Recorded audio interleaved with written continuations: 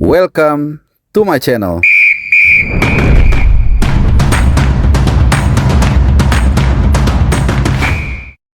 Halo, selamat hari Sabtu dan juga salam sehat buat teman-teman semua. Ini hanya mungkin menunggu beberapa jam lagi sampai kita akan menanti kehadiran pelatih baru kita, pelatih baru Timnas Indonesia, yaitu Patrick Kluivert dan juga dua asistennya, yaitu Denny Lanzat dan juga Alex Pastoor.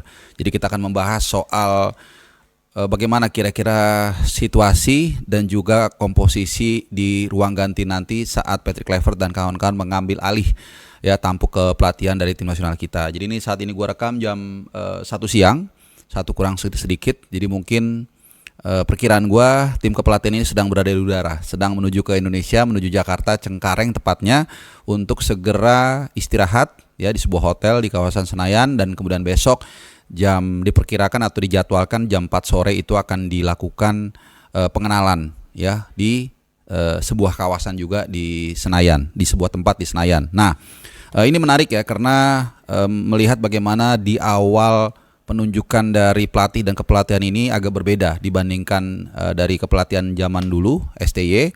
Kalau dulu STY itu yang banyak atau hampir semua asistennya yang dia tunjuk, bahkan terakhir dia meminta pelatih striker, tapi kelihatannya Erick Thohir, ketua umum PSSI ini ingin belajar dari sesuatu yang dianggap sebuah disadvantage ya atau kelemahan yang terjadi di ruang ganti era dulu. Kenapa?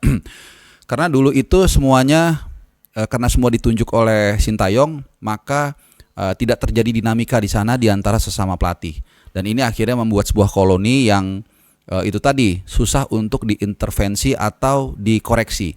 Nah, ini menurut gue yang akhirnya membuat Erick Thohir, dan ini sudah dikonfirmasi oleh Bang Arya juga, bahwa penunjukan dari asisten pelatih ini datang bukan dari Patrick Kluivert. Nah, dari info yang gue dengar, beberapa nama lain itu seperti Giovanni itu sebenarnya sangat bagus ya secara profile. Cuman ada dua kendala, satu soal gaji dan kedua Giovanni ini mau membawa rombongannya, dan ini memang tipikal dari Giovanni selama dia melatih klub-klub atau ya klub-klub lain lah saat di Feyenoord maupun juga di Fenerbahce kemarin sebelum jadi Depak.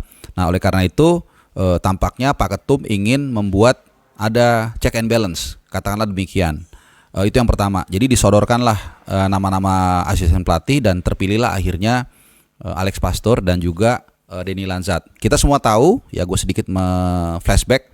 Denny Lanzat ini walaupun tetap membantu Patrick Kluivert, dia juga akan nanti memegang U23. Itu yang pertama. Yang kedua, karena dia sangat kental darah Indonesianya, darah Maluku, dan kabarnya juga bahasa Indonesianya masih lancar, dia juga nanti bisa akan menjadi quote by quote juga sekaligus penerjemah lah, atau jembatan dalam segi linguistik.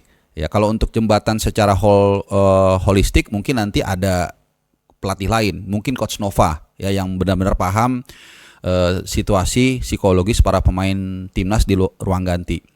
Tapi untuk linguistik ya Denny Lanzat nanti mungkin bisa membantu. Nah, soal sosok ya, beberapa kali kita juga sudah mencerna dan juga mengikuti Patrick Kluivert ini secara CV memang tidak mentereng, itu harus kita akui ya. Tapi memang benar juga tidak ada jaminan juga pelatih yang CV-nya tidak bagus atau kurang bagus itu bakalan gagal juga, enggak juga. Ya, bahkan ada yang awalnya itu bukan pelatih beneran seperti Mourinho, dia hanya translator di eranya Louis van Gaal dan juga di eranya Bobby Robson di Barcelona, tapi kemudian karena dia pintar dia bisa menjadi pelatih sukses. Dan ada satu contoh yang sering gua kasih, yaitu Alex Ferguson. Dia dulu hanya membesut kalau nggak salah Dundee ya, atau klub kecil lah di Skotlandia, tapi kemudian dibeli Manchester United dan berhasil.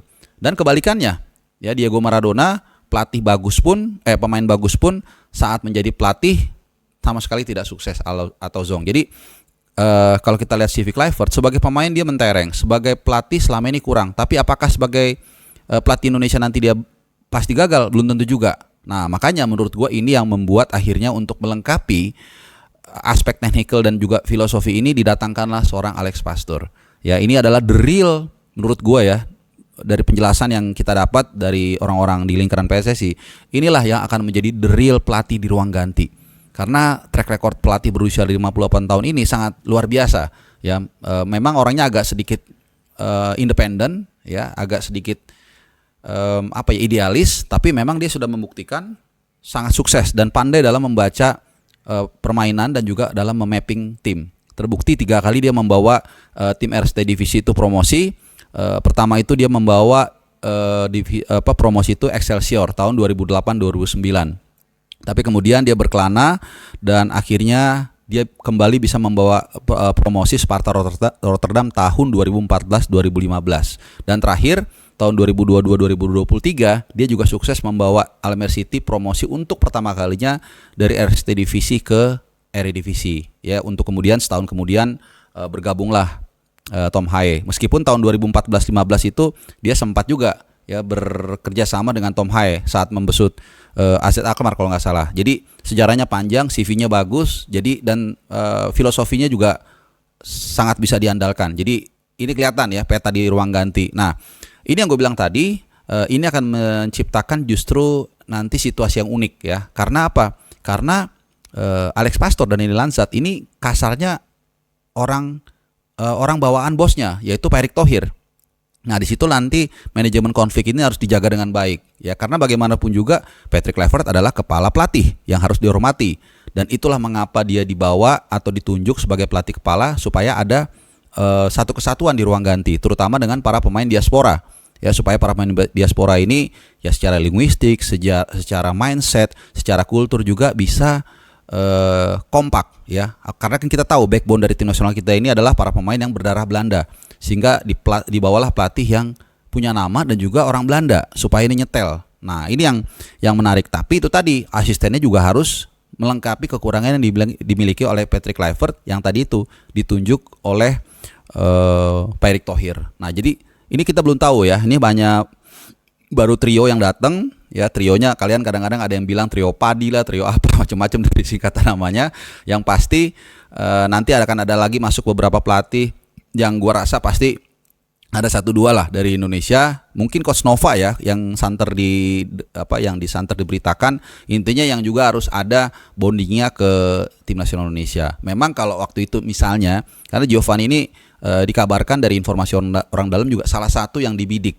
Ya, ini sebenarnya paling pas ya, karena dia udah langsung satu whole package. Tapi mungkin ya karena nggak deal dengan harga dan juga tadi dia ingin membawa rombongannya, jadi Pak Erick Thohir akhirnya memilih yang bisa kompromis yaitu Patrick Kluivert ya. Tapi kita akan lihat seperti apa kerjasama di antara para pelatih ini dalam mewujudkan mimpi ya 280 juta rakyat Indonesia yang ingin melihat Indonesia terbang tinggi di atas Amerika Serikat, Kanada dan juga Meksiko. Ada tantangan yang tidak lama lagi yaitu 20 Maret kita akan menghadapi Australia dan 5 hari lagi menghadapi Bahrain. Seperti yang gue bilang berkali-kali, mereka diinformasikan sudah menjalin komunikasi paling tidak dengan para pemain Indonesia yang berumput di Eropa. Nah, nanti setelah pengenalan besok ya tanggal 4 itu dijadwalkan hari besok lah pokoknya mereka atau tim kepelatihan akan berbicara ya, ketemu langsung dengan para pemain Liga 1, pemain Indonesia yang main di Liga 1. Jadi ini dimulai dari scratch nih, dari mulai pengenalan pemain, nanti akan banyak masukan kepada Patrick Kluivert dan kawan-kawan untuk memapping situasi, termasuk juga pemain yang dalam kondisi exiled ya, seperti misalnya Elkan Bagot ya, mungkin di lobby lagi atau seperti apa. Meskipun dalam beberapa laga terakhir Elkan Bagot itu tidak masuk dalam line up di Blackpool, nggak ada di DSP, apakah masih cedera atau seperti apa kita nggak tahu. Dan beberapa pemain yang sebenarnya punya potensi tapi terpinggirkan seperti Sadir Ramdhani dan mungkin Stefano Lillipali atau bahkan Ezra Walian. Walaupun Ezra Walian ya sekarang juga lagi bagus di Liga 1 tapi sudah lama nggak masuk di timnas. Kalau Mark Klok mungkin kayaknya agak berat ya, karena di Piala Asia Piala Asia U23 ya kalau nggak salah ya, atau di Piala Asia Senior dia juga udah nggak kepake lagi lah gitu ya. Tapi kita nggak tahu, siapa tahu ganti pelatih, ganti pawang, kemudian pemain itu bisa matching lagi. Apalagi tadi ini kan sama-sama punya latar belakang Belanda, dan kita tahu pelatih Belanda itu banyak sekali sukses melatih tim nasional di seluruh dunia. Bahkan kalau kita paling ingat itu adalah Guus Hiddink ya, kita masih ingat tahun 2002 itu Guus Hiddink secara mengagetkan, secara mengejutkan berhasil membawa Korea Selatan, timnya Sintayong ini berhasil membawa Korea Selatan melaju ke semifinal, bahkan mengalahkan Italia ya sebelum dikalahkan oleh Jerman di semifinal. Jadi kita akan tunggu sentuhan magis kincir angin di ruang ganti ini apakah bisa mampu membuat Garuda terbang tinggi juga seperti ketika pendahulunya dulu ya, Gus Hiddink membawa terbang tinggi juga Korea Selatan ke semifinal Piala Dunia. Oke teman-teman, kita tunggu saja gebrakan pertama dari Patrick Kluivert dan kawan-kawan dari pengenalan besok yang akan dilakukan pukul 4 sore. Terima kasih teman-teman sudah menyimak dan happy weekend buat kalian. Bye-bye.